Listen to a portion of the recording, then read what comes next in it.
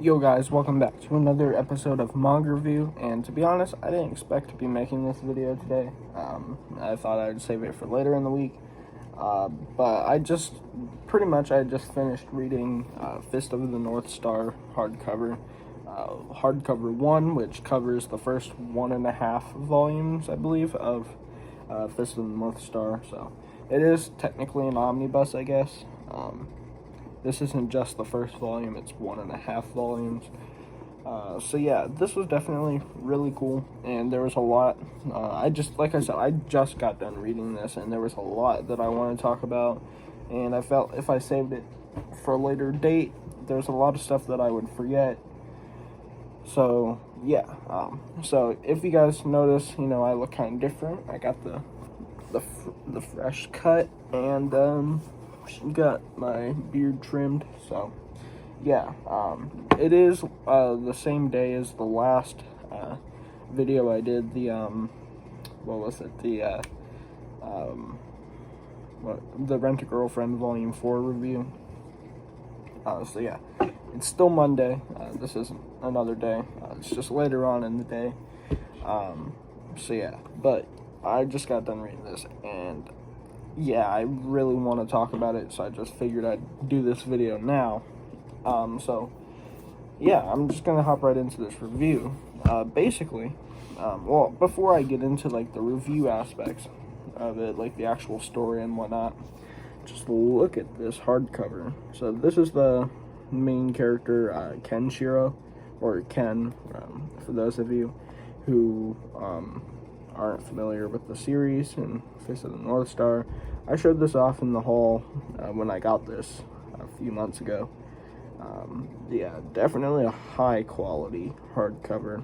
We got the Big Dipper, I think it is, the North Star or whatever. Yeah, so got Kenshiro there, and this is just Fist of the North Star, and then yeah, and then on the back here we got really cool.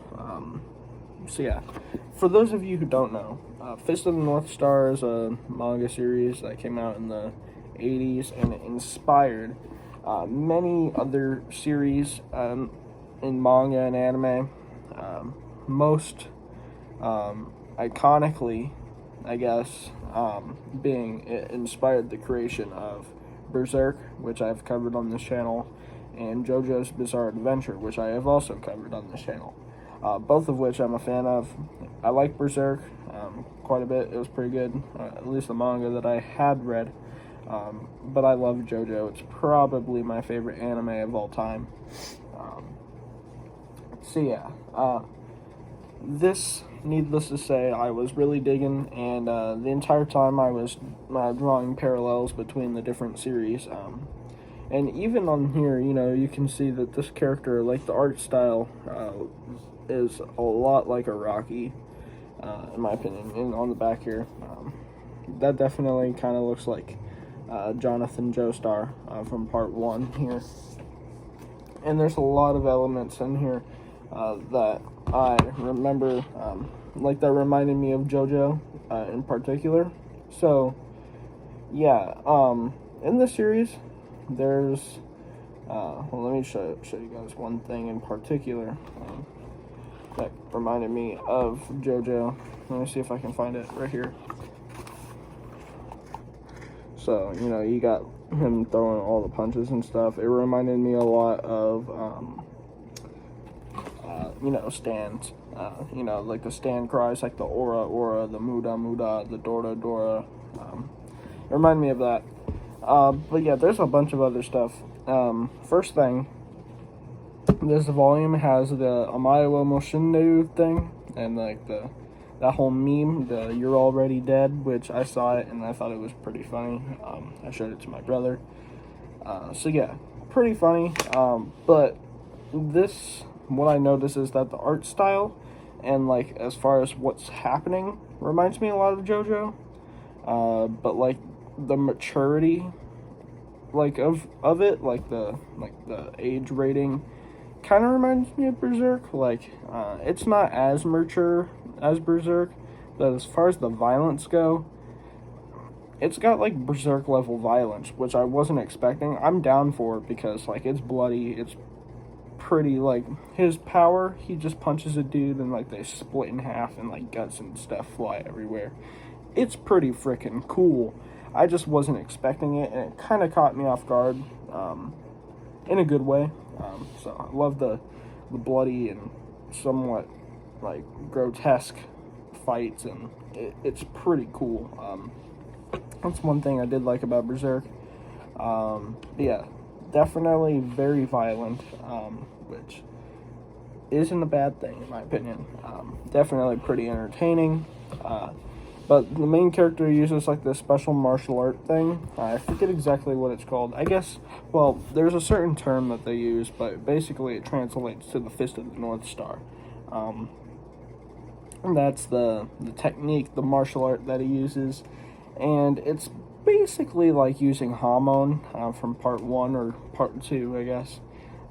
If you guys remember Hamon from JoJo, then that's basically what it is, except a little bit more violent, I guess, because like he just touches dudes and their like heads explode pretty much. So yeah, basically it's like Hamon. He like destroys people from inside, so like their organs explode and stuff. And then there's another character which I'll get into in a minute, but what he does is he destroys people from the outside, so like he cuts through them and stuff. But this character just like he'll punch someone and like internally they'll explode. So yeah.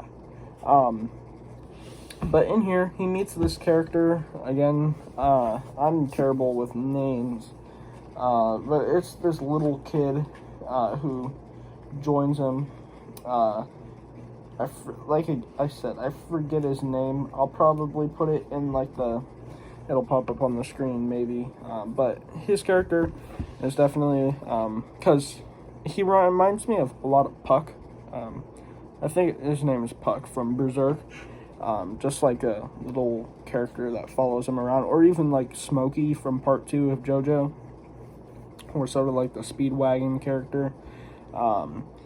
Except definitely like, I mean, Puck is far more kind-hearted than this kid is, but he's just like the dynamic between the characters. Definitely, main character reminds me like sort of like if you were to combine Jotaro from JoJo Part 3 with Guts, and then put him in Jonathan Joestar's body. That's sort of what this character reminds me of. Like he's kind of like brooding and like silent, like he's quiet, like he doesn't talk much, but when he does it's like threatening remarks or something. And he's definitely very harsh when he does speak, but like overall he just like he's not like a very outgoing person, like characters like Joseph Joestar. Like Joseph Joestar from part 2 is a character. Like he is quite literally a character. And then like just how Jotaro and Guts act, just like, you know, I don't know how to explain it. I guess just still in a way. I'm not still. That's not the right word for it, but you guys know what I mean. But yeah, so he's kind of like that, and then the new character again, whose name I can't remember. The little kid that follows him around is sort of like Puck or Smokey. Yeah, that just like tells him what's going on and makes remarks like during their the main character's fights and stuff, which was pretty cool. Definitely, like I said, reminding me of that. But the setting, I said, you know, this story, or not really the story, but a lot of the details and whatnot remind me a lot of Berserk and JoJo, but the story and the setting are nothing like it. The story takes place in a post-apocalyptic wasteland. Basically, there's sometime in the 1990s, there was like a nuclear war and wiped out a bunch of places, and all the oceans went dry, so water is like very scarce. Pretty much, it's like there's like these gangs and warlords that take over. They're like, you know, post-apocalyptic Rough Riders, pretty much. Like I don't know, like, think of like Mad Max Fury Road, or like Mad Max in general, I guess, but just like all these little like post-apocalyptic gangs with like spikes and stuff all over them, and like their motorcycles and stuff. They basically wreak havoc across the land, and this main character is basically trying to beat the crap out of him and like save people. But we find out that his what happens in this story. There's this other character named, what is his name? See, like I said, you guys know that I'm terrible with names. I'm trying to remember the name of the villain. Shin. I just came to my mind. I was looking through the volume. His name is Shin, and basically he's like Dio, because he's like Ken's opposite. Because I was talking about the other character that destroys people from the outside. He's like they're like the yin and yang, so he has like the opposite technique, but they're like two sides of the same coin.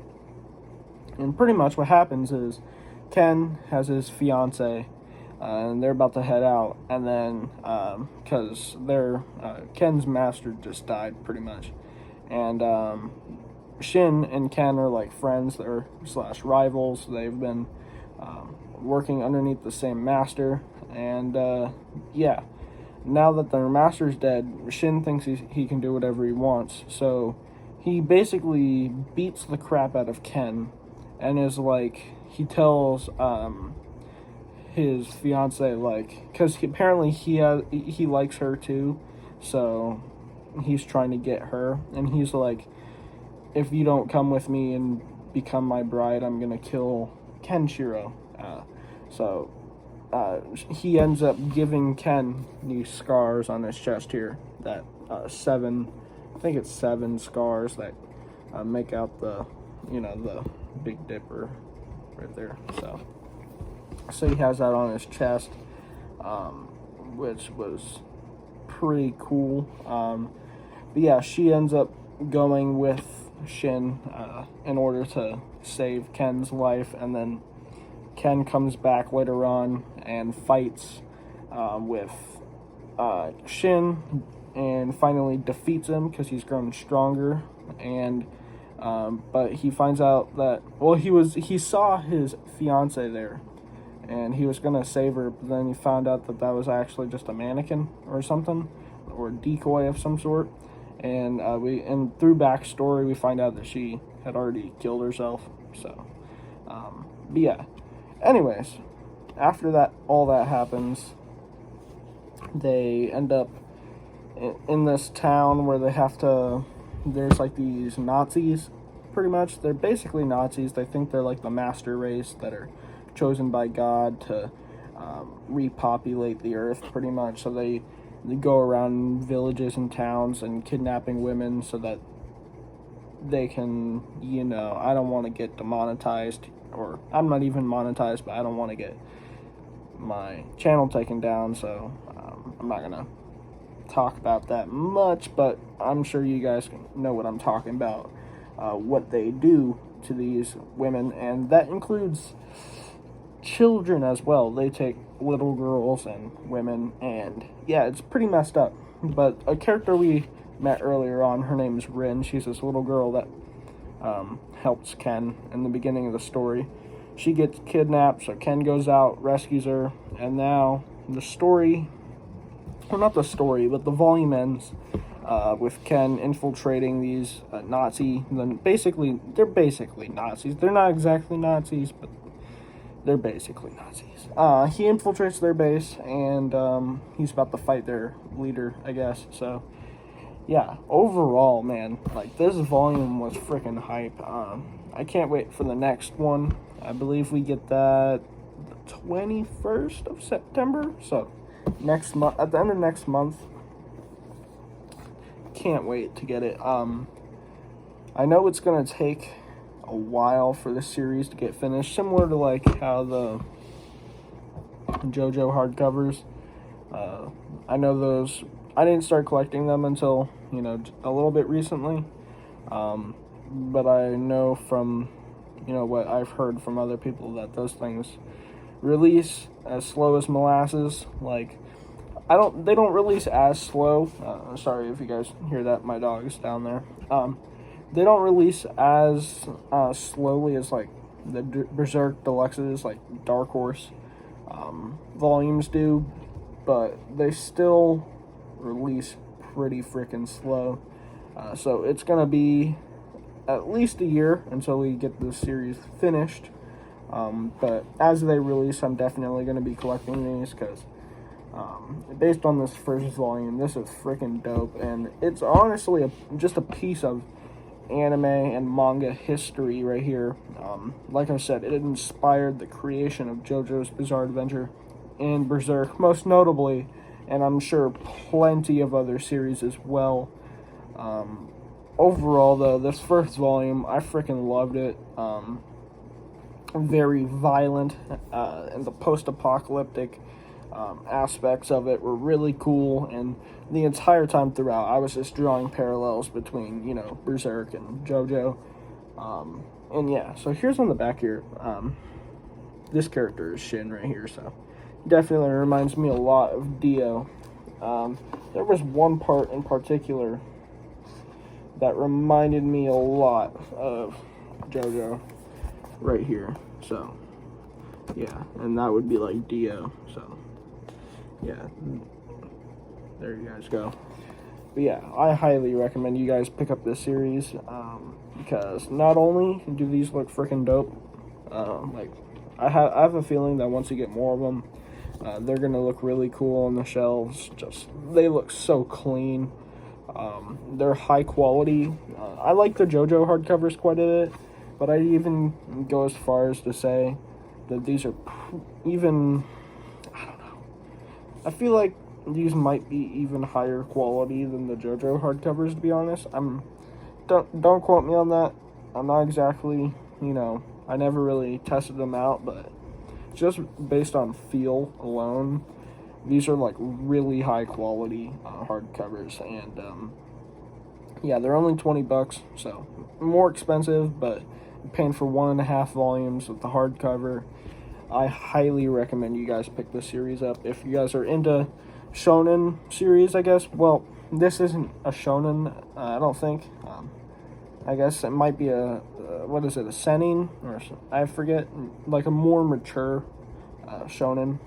So yeah, I definitely recommend this series, and yeah, that's gonna do about it for today. Again, like I said, I was gonna make this video later on in the week, so but I just got finished reading it and wanted to pop this video out as soon as possible because there's a lot of stuff I wanted to talk about with this.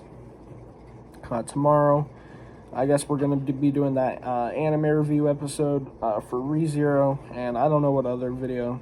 We might do another manga review of something else. I need to hop back on Naruto because we're starting a new arc. Coming off the Pain arc, it might be a little slow. We'll just have to see what happens.